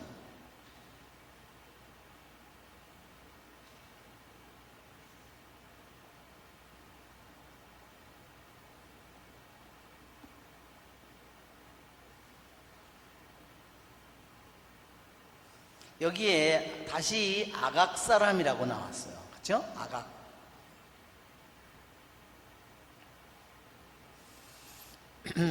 그리고 임금은 하만에게 말하였다. 은은 그대 차지요. 이 민족도 그대가 좋을 대로 처리하시오. 임금은 별 생각이 없는 것 같아요. 그렇죠? 임금은 그냥 너무나 하만을 절대적으로 신임하고 있는 것 같아요. 몇십만 명이 죽는 건데, 그렇죠? 여자든 애들이든 모두 남김없이 다 죽이는 건데 어떻게 페르시아 왕이 이렇게 몇 마디 별 증거도 없는데 진짜 이 왕이 인장반지를 빼앗아 줬는지 정말 너무나 기가 막힌 일입니다. 그리하여 첫째 달 14흔날에 임금의 서기들이 불려가 모든 것을 하만이 명령하는 대로 써서 임금의 총독들과 각주를 관장하는 지방관들 각 민족의 대신들에게 보내는 문서를 각주의 글과 각 민족의 말로 작성하였다. 이 페르시아가 거대한 나라이기 때문에요, 언어도 수십 개의 언어로 적어도 썼을 거라는 겁니다. 왜? 나라마다 언어가 다 다르니까. 그리스어 다르죠, 에집트 말 다르죠, 페르시아 말 다르죠. 각 지방의 언어가 다 다르니까 각 나라 말로 다 이것을 번역을 해서 보내야 되는 겁니다. 자, 여기도 나왔죠? 첫째 달 니산달 14흔날이라고. 아까 달력 봤죠? 자, 달력에 아까 노란 달력에 보면, 자, 니산달 14일 과월절 첫날이에요. 그 다음에 14일, 15일로는 무교절이 시작되는 겁니다. 무교절이 일주일 동안 되죠? 누룩놓지 않은 빵. 자, 니산달 14일에 과월절 시작되고, 그 다음날 누룩놓지 않은 빵을 일주일 동안 먹는 날이 시작되고, 그 다음에 첫 열매, 해곡식을 바치는 날 17일. 자, 여기 지금 보면 이 과월절 이날서부터 그들이 니산달 14흔날에 이 칙령을 작성하기 시작했어요. 유대인을 죽이라는 칙령을 작성하기 시작했습니다. 묘하게도 이스라엘의 과월절과 똑같은 날이고, 결국은 이게 뭐예요? 첫째 날, 둘째 날, 결국은 셋째 날. 예수님께서 이날이요, 죽으시고 다시 부활하는 폴스트 프루시 뭐예요? 예수님께서 죽은 자들 가운데 살아난 첫 열매이십니다 그랬어요. 만물이십니다. 그게 바로 폴스트 프루시예요.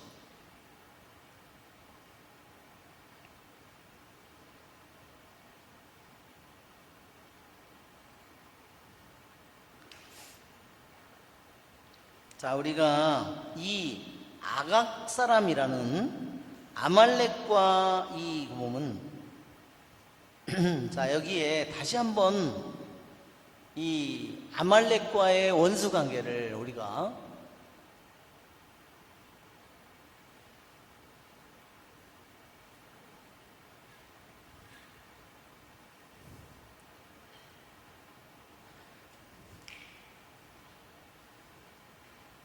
여기에 임금은 인장반지를 손에서 빼어 아각 사람 함다타의 아들 유다인들의 적 다 이렇게 이 아각 사람이라는 것과 유다인들의 적이라는 말. 자, 탈출기 17장을 한번 펴보세요. 탈출기 17장.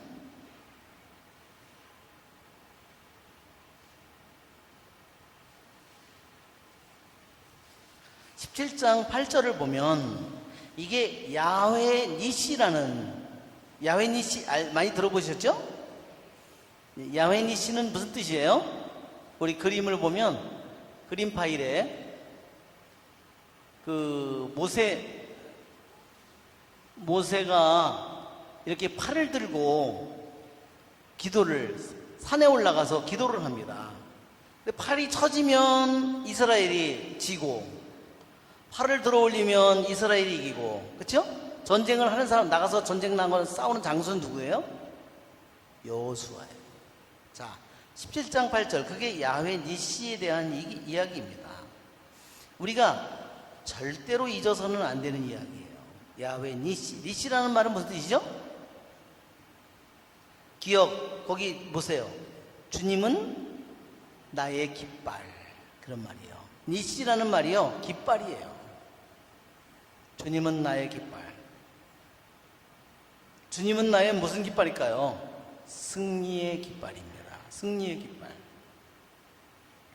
그래서 서양 사람들이, 우리 동양 사람들도 전쟁을 할 때 보면 깃발을 사용하죠. 레지오도 깃발이 있죠? 네. 자, 우리가 한번 읽어보면, 그때 아말렉 족이 몰려와 르피딤에서 이스라엘과 싸움을 벌였다.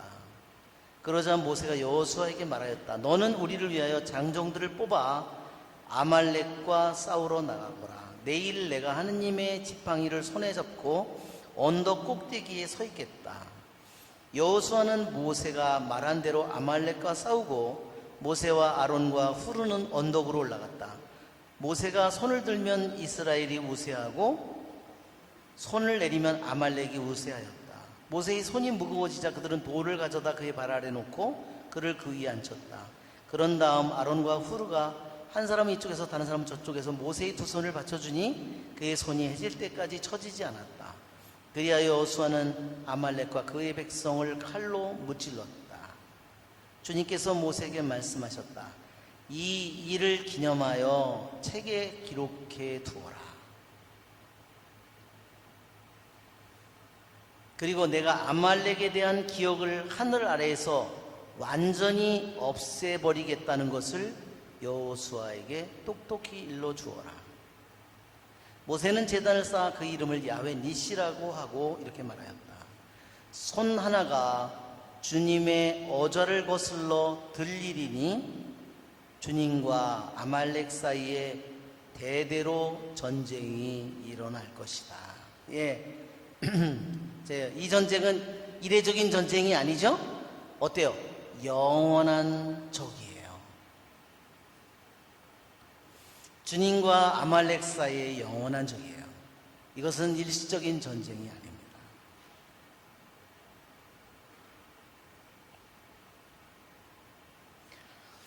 신명기 25장을 다시 한번 펴보세요. 신명기 25장.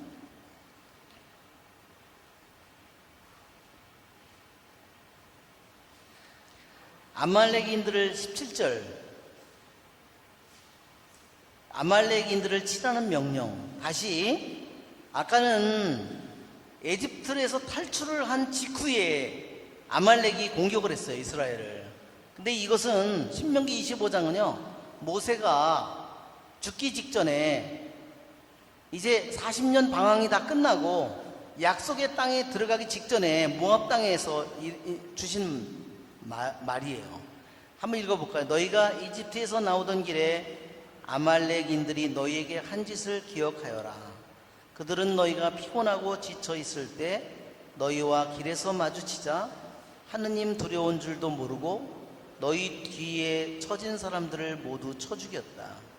그러므로 주 너희 하느님께서 너희가 차지하도록 상속 재산으로 주시는 땅에서 너희 주위의 모든 적을 물리쳐 너희에게 안식을 주시면 너희는 하늘 아래에서 아말렉에 대한 흔적조차 없애버려야 한다.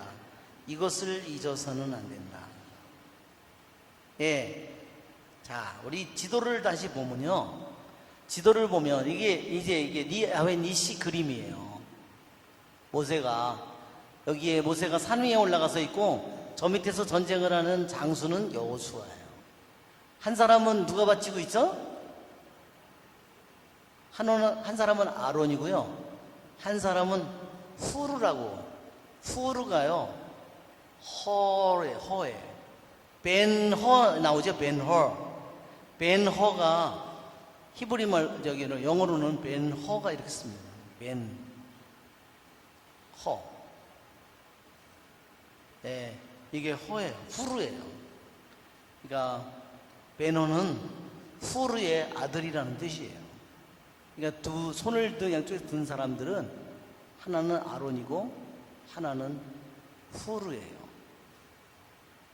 자,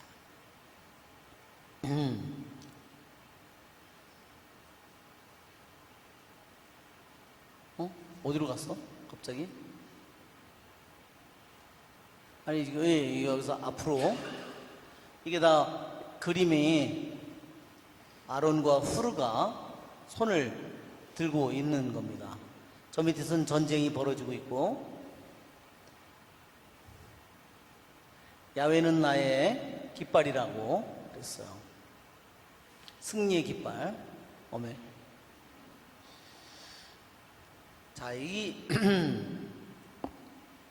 왜 후르가 왜 모세가 여호수아를 내려보내서 그래서 전쟁에 이기고 지는 것은요 무기의 힘이 아니라 뭐의 힘이라는 것을 하느님에게서 오는 힘이라는 것을 가장 잘 보여주는 이야기예요. 야훼 니시가.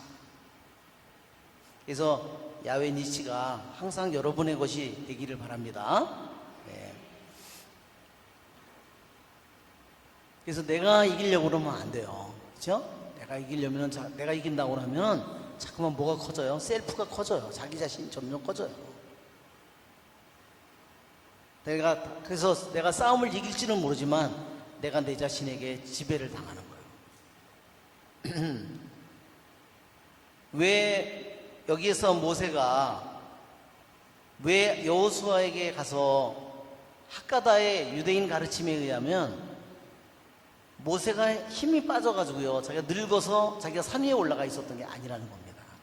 왜냐하면 모세는 죽는 순간까지도 정기를 잃지 않았다고 그랬어요. 힘이 넘친 거예요. 왜 여호수아에게 이 전쟁을 맡겼냐면 바로 자기는 하느님께 기도하고 그것이 승리 원인이라는 것을 보여주고 여호수아에게 전쟁을 가르치기 위해서였던 거예요. 절대로 모세가 늙었기 때문에 힘이 없어서 너무 이제 약해졌기 때문에 모세가 여호수아에게 전쟁을 맡긴 것이 결코 아니라는 겁니다. 자, 우리 여기 지도에 보면 여기에 에집트를 탈출을 한 이스라엘 백성이 홍해 바다를 건너서 여기가 시나이 산이에요. 시나이 산에 거의 다 왔을 때 여기에 르피딤이에요. 그러면 시나이 산에 와서요 십계명으로 계약을 맺은 날짜가 며칠이냐면요 50일째라고 그랬죠? 오순절 날에 이스라엘 백성이 십계명으로 계약을 맺는 거예요. 돌판으로. 그러니까 에집트를 탈출해서 첫째 날, 둘째 날, 50일째 되는 날 시나이 산에 와서 계약을 맺었기 때문에 거기 오기 전이니까 탈출한 지 50일도 안 될 때 아말렉족이 여기를 친 거예요. 그러니까 에집트를 탈출한 후에 처음으로 공격을 받은 게 아말렉족이에요. 그리고 정면으로 전쟁을 붙은 것도 아니고 어떻게 했어요? 뒤에서 여행에 지친 약한 사람들이라든지 노약자들이라든지 애들이라든지 그런 사람을 뒤에서 몰래 낙오한 사람들을 계속 쳐 죽였다는 거예요. 그리고 또 한 번에 이 사람들이 어디서 또 전쟁을 한번 하냐면 여기에 약속의 땅에 들어가기 직전에 말하자면 이 사람들이요 원래 사는 땅이 어디냐 이 사람들이 이 아말렉 쪽은요 떠돌아다니는 사람들이에요.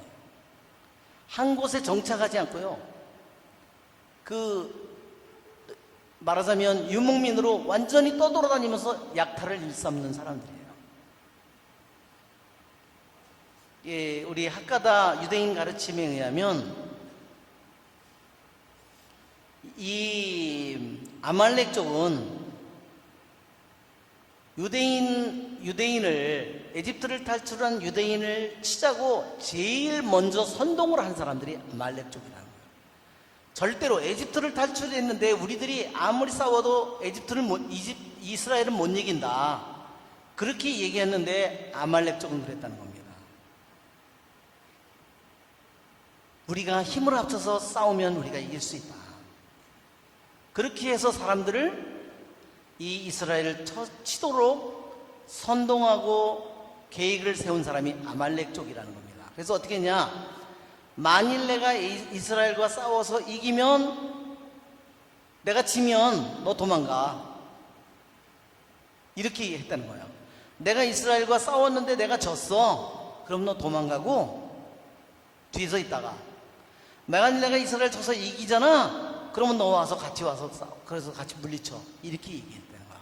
그래서 어떻게 해요?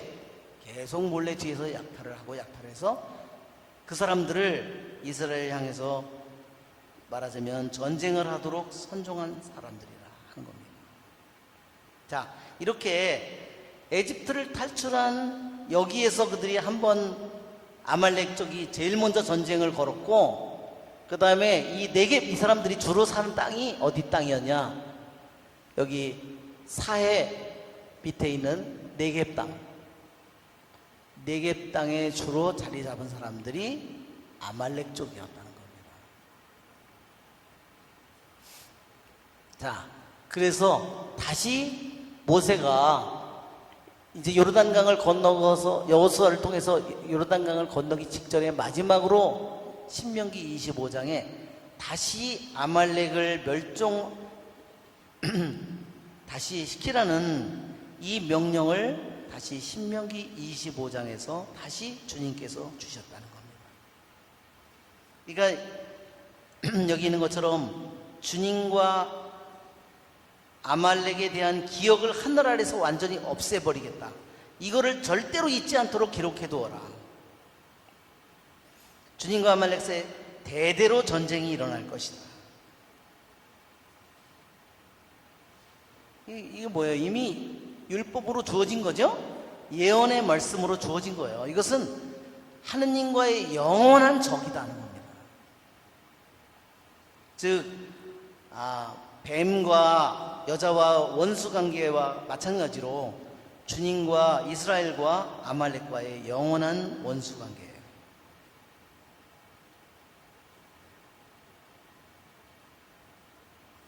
이제는 왜 여기, 그래서 다시 사무엘 15장을 한번 펴보세요. 사무엘상 15장. 사무엘상 15장에 보면, 그래서 이스라엘의 첫 번째 왕이 된 사울이 아말렉과 싸우죠? 사울이 이스라엘의 첫 번째 왕으로 됐어요. 절대로 그 기억을 잊어서는 안 된다. 아말렉에 대한 기억을 절대로 잊어서는 안 된다. 기록해 두어라. 대대로 영원한 이런 전쟁의 적대 관계를 맺게 했기 때문에 첫 번째 왕에게도 아말렉을 전멸시키라는 명령을 내렸어요.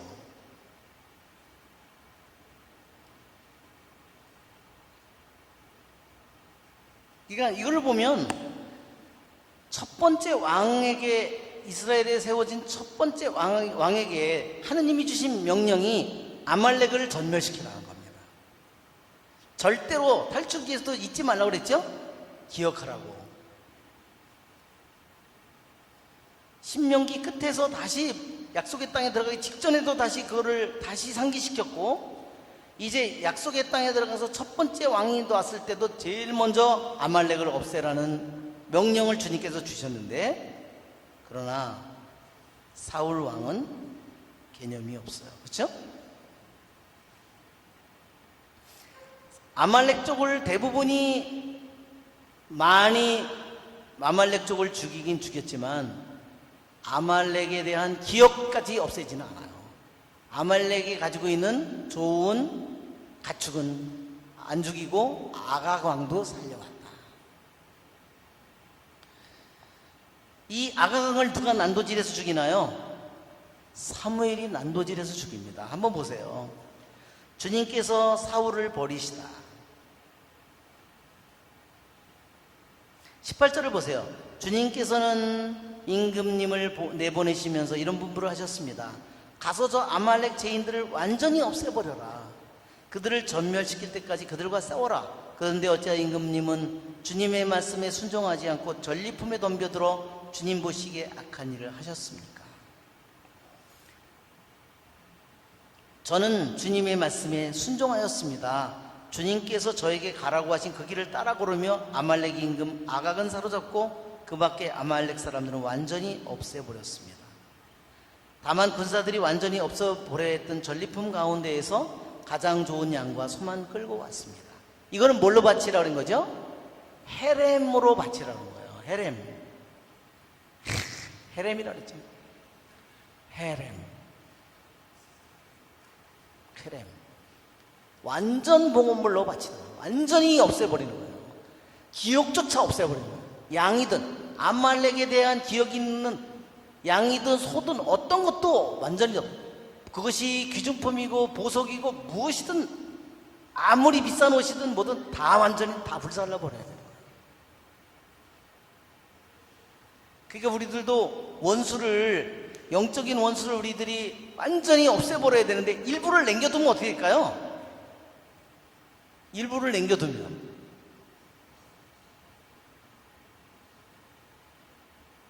다시 살아나는 거예요.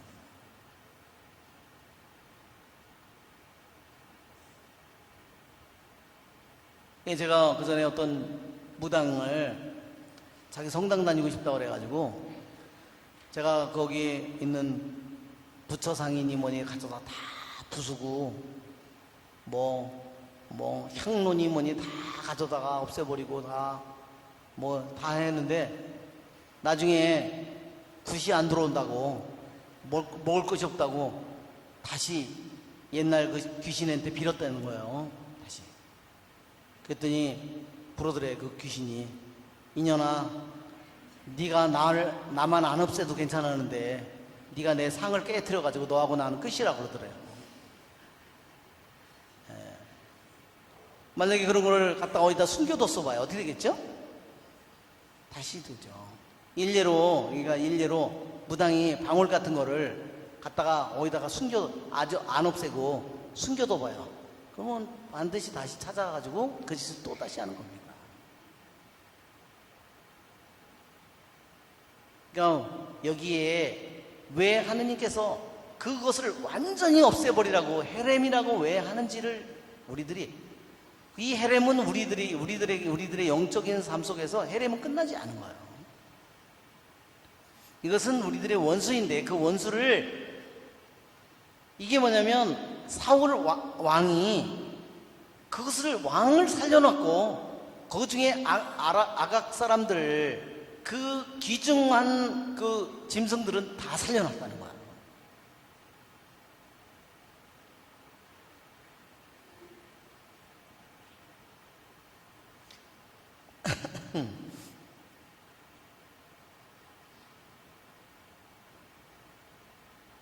이제 우리는 이 아각이 뭔지, 이 아각이 바로 아말렉 사람이라는 거.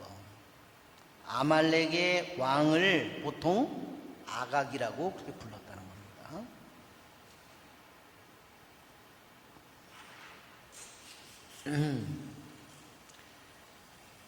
그 문서는 이제 임금의 이름으로 작성되어 임금의 반지로 봉인되었습니다.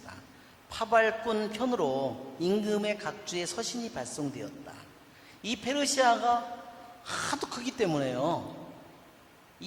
그 당시 페르시아가 이 우편 시스템이요, 엄청나게 빠른 시스템을 가지고 있었대요.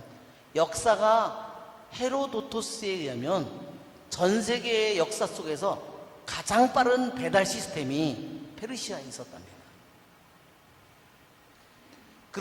왜냐하면 페르시아가 그렇게 방대하기 때문에 어디에서 반란이 뭐가 일어났는데도 소식이 늦게 들어오면 점점 나중에 몇 배의 병력을 대고도 이기기가 힘들기 때문에 이 소식이 빨리 가고 들어오도록 이거를 최고로 발달시킨 것이 페르시아의 제도였는데, 헤로도토스의 증언에 의하면 가장 역사상 가장 빠른 시스템이었는데도 임금이 명령을 내려서 페르시아 제국 내의 모든 백성에게까지 알려지는데 3개월이 걸렸다. 요즘에는 어떻게 될까요? 문자로 그냥 하면은 이렇게 하면 그냥 간단한데, 파발꾼들이 가는데요. 이것은 우리나라 역참 시스템하고 비슷했대요. 그래서 어느 거리에까지 가면은 거기에 역참이 있는 거예요. 거기에는 그 사람들은 항상 말을 대기시켜 놓은 거예요. 항상 건강하고, 말하자면 자기가 맡은 구간이 거기라면 몇 시까지 가야 되면요, 비가 오든 눈이 오든 도둑을 맞든 거기까지 제 시간에 도착하는 거 이 사람의 적이었대요. 그거를 이행하지 못하면 이 사람이 죽는 거예요. 이런 시스템을 가지고 있었답니다. 자, 아이와 여자 할 것 없이 어린이에서 노인에 이르기까지 모든 유다인들을 12째 달인 아다르달 14날 한날에 파멸시켜 죽여서 절멸시키고 그들의 재산을 몰수하라.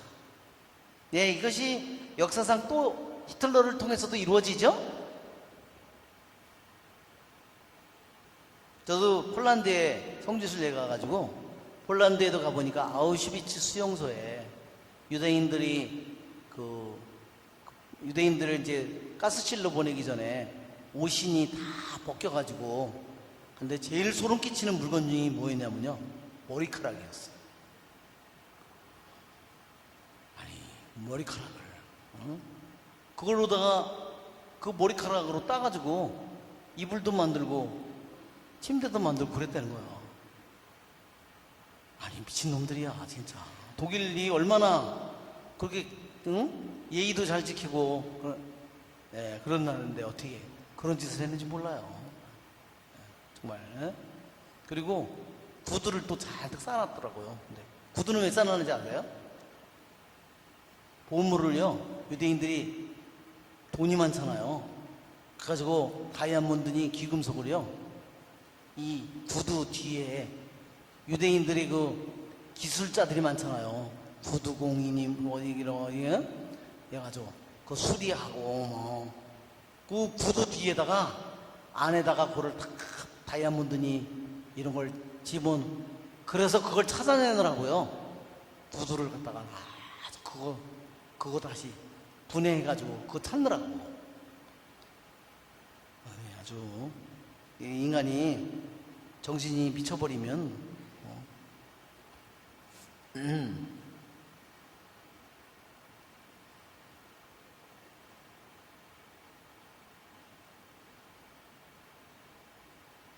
자, 그 서신의 사본은 이러하다. 크세스 대왕이 인도에서 에티오피아까지 이르는 127개 주 제후들과 그 이하 지방관들에게 이 글을 써보냅니다.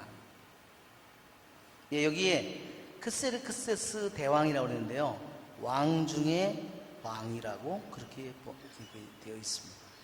그리스 말 표현이 왕 중의 왕. 과인은 수많은 민족을 지배하고 온 세계를 통치하게 되었지만 권력의 오만함으로 방자하게 되지 아니하고 오히려 항상 더 온화하고 관대하게 다스려 신민들의 삶을 모든 면에서 어떤 소란도 없이 안정시키고 왕국을 그 경계선 끝까지 평온하게 마음대로 다닐 수 있게 만들어 모든 사람이 열망하는 평화를 회복하리라 결심한 바 있습니다.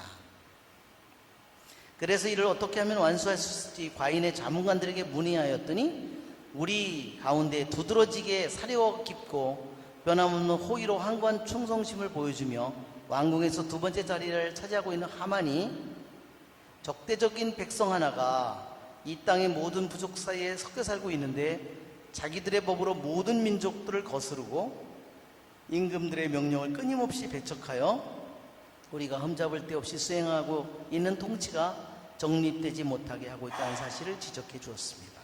이것은 하만의 모함이죠. 모든 민족을 거슬렀다는 것도 말이 안 되고 임금의 명령을 끊임없이 배척했다는 것도 있을 수 없는 일이에요.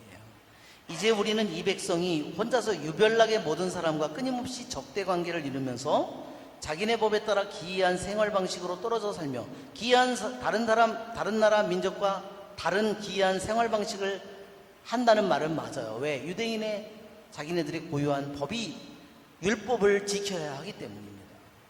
우리 일에 나쁜 감정을 품고 극악한 짓을 저질러 왕국의 완전을 위협하게 이르렀다는 사실을 깨닫게 되었습니다. 페르시아 왕국의 안전을 위협하는 그런 일은 사실로 입증된 바가 없죠. 그래서 과인은 이렇게 명하는 바입니다. 국사를 관장하는 자리에 있으면서 우리에게 제2의 아버지인 하만이 여러분에게 보낸 문서에 명기된 자들을 금년 12째 달 아다르달 열 나흔 날에 여자와 아이들을 막론하고 모두 인정사정 전혀 볼 것 없이 그들의 원수들의 칼로 뿌리째 절멸시켜 예나 지금이나 적대자들이 단 하루의 저승으로 세차게 떨어져 앞으로 우리 국사가 안정과 안녕 속에 수행될 수 있게 하십시오. 자, 이 하만의 이러한 모든 계획, 이러한 유다인의 말살 정책은, 말살을 하겠다는 이 계획은 분명히 사탄의 계획이에요. 그렇죠? 그리고 바로 유대인에 대한 완전한 증오입니다.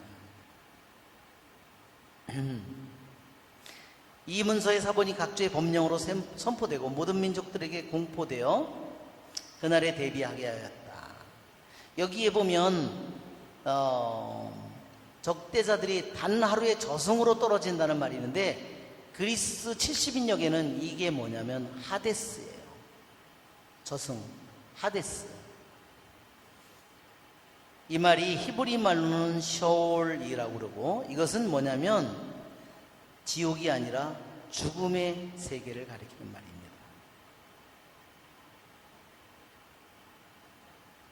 그리하여 이 문서의 사본이 각주의 법령으로 선포되고 모든 민족들에게 공포되어 그날에 대비하게 하였다. 파발꾼들이 임금의 분부를 받고 급히 달려나갔다. 어명은 수사왕성에도 선포되었다. 임금과 하만은 술자리를 가졌지만 수사성읍은 혼란에 빠졌다. 왕궁의 밖은 혼란에 빠져 있는데요. 왕궁 안에는 잔치가 벌어지고 있는 거예요. 누가? 임금과 하만이 술자리 잔치를 벌이고 있는 겁니다.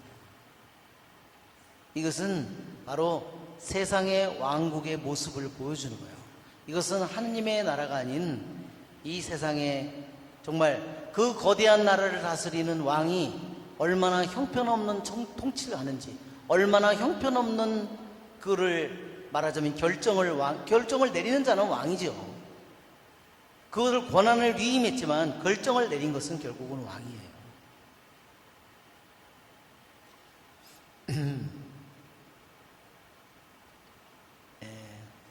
그래서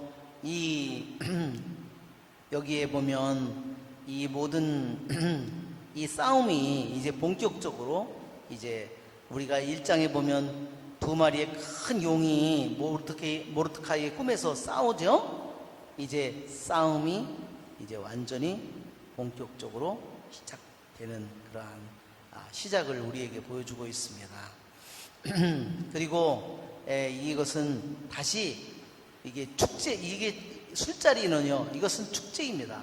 이 에스텔기에 니시테시라는 이 술자리, 축제가 약 20번 정도 등장한다. 그러니까 하나의 축제는 뭐냐면 다 미친 술자리예요. 잘못된 축제예요. 그렇죠? 하느님의 백성을 멸망시키려고 하는 축제이고 또 뭐예요?